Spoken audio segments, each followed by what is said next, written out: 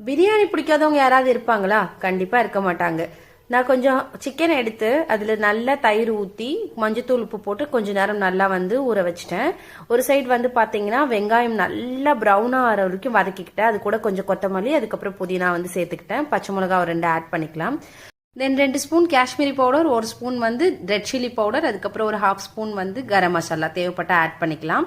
Add பண்ணிருக்க masala powders எல்லாமே நல்லா எண்ணெயில குக் பண்ணிட்டு கொஞ்சம் நல்லா வதக்கி விட்டு அதுக்கப்புறம் சிக்கன் ஆட் பண்ணிட்டு அதுக்கப்புறம் ஒரு 1/2 குக் ஆகிற வரைக்கும் இந்த சிக்கனை இந்த மசாலா கூட நல்லா மிக்ஸ் பண்ணி விட்டுறணும்.